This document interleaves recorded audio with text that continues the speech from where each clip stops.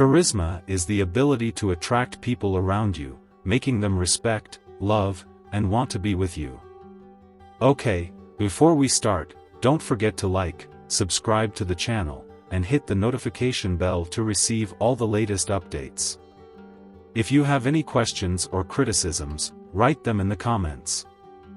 I aim to improve myself and the content without taking too much of your time. Let's get started. Firstly, charisma is acquired, not innate when you come into this life. This is a fact, like 1 + 1 = 2. Assuming charisma is innate when you come into this life is incorrect. It's a fact that charisma is acquired. You must progress and learn it for yourself. To acquire it, focus on 3 elements as presented by Olivia Fox in her book, The Myth of Charisma, a compelling read if you're into books. The 3 elements to acquire charisma are presence, power, and warmth. Let's dive deeper into these elements in this video.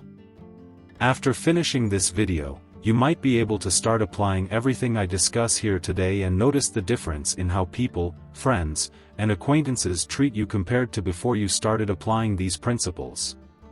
Starting with the first element, which is the power of presence. Have you ever experienced sitting with someone who seems disinterested, not listening to you, and completely unengaged in your conversation? It's an unpleasant feeling. You must not act that way and instead possess a strong presence. Understand the power of presence well. It's not about trying to grab people's attention to focus on you. Rather, it's about making that person near you feel important in the conversation.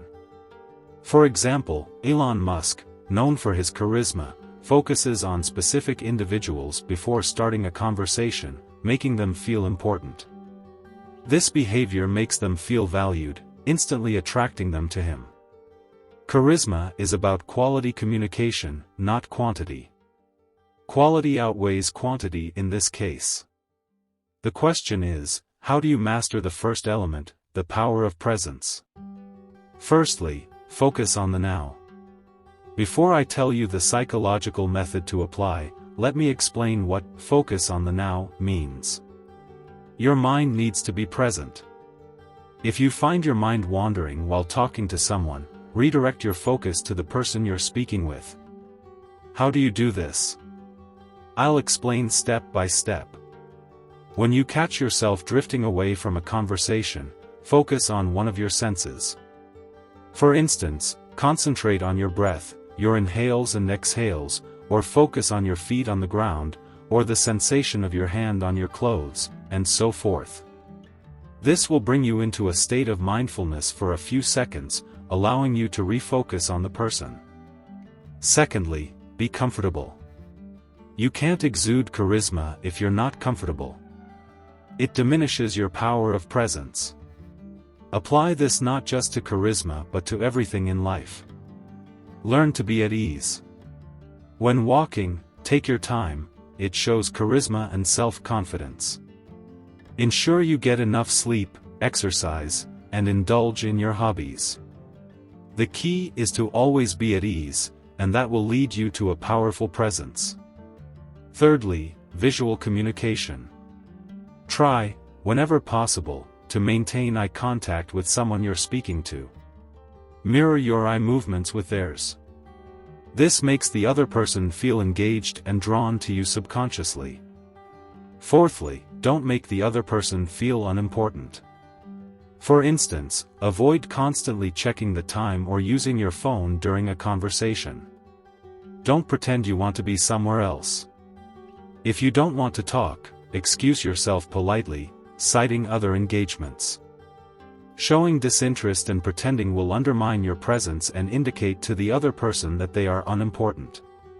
Finally, to sum up the application of the power of presence, leave your phone aside when speaking with someone and ensure the person you're talking to sees you without any distractions.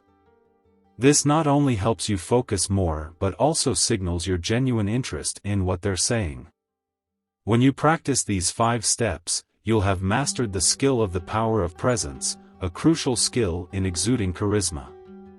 Now, let's move on to the second element, power. Charismatic individuals derive their power from within. It might be an unconscious aid in anything they do. Returning to the book we discussed earlier, The Myth of Charisma, it defines power as the ability to influence the world around us, whether through practiced authority over others, immense wealth, extensive expertise, physical strength, or prestigious social standing. Power is an element of charisma that you must possess.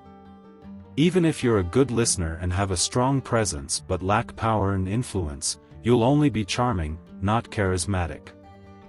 Let's discuss how to acquire power. Always remember, charisma is about what it means to people. It's not necessary to be a millionaire or a billionaire. It's about the impression you give. Firstly, know a little about a lot. There's an adage that says, to be successful, you must know a little about a lot and a lot about one thing. For example, if you have expertise in one field, ensure you have sufficient knowledge about other fields. While it might seem daunting, trust me, it's achievable and most of you already understand various subjects. Be someone who is curious and fascinated by discovery. This not only benefits your life but is also a beautiful thing.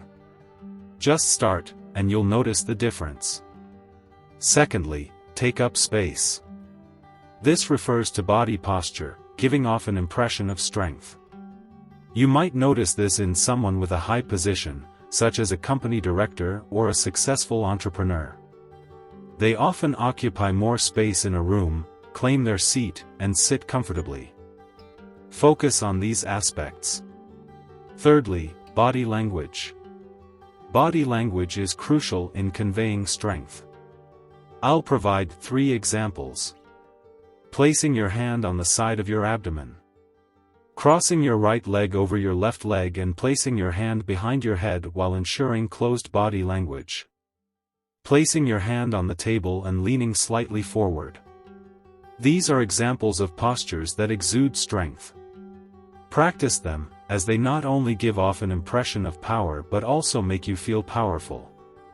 Scientifically, holding a powerful posture for just 2 seconds immediately decreases stress in your mind and body. This leads to charisma flowing from your personality unconsciously. Number 4 of this element, you need to have strength in your conversations. How do you gain conversational strength? Just wait, I'll give you 3 steps to apply in your conversation strength. The first step, don't talk too much. On the contrary, speak less than other people and remain in a calm state. After this step, as soon as you start speaking, everyone will want to hear you and be interested in what you say. The second step, utilize periods of silence. Don't feel stressed in that moment of silence, try to make use of it. The third step, always speak a little. Speaking too much causes stress and makes you seem uncomfortable. By the way, I'm working on a whole video about the positives of silence and its power, and so on. And thus, we've finished with the element of power. Let's move to the 5th element, which is appearance.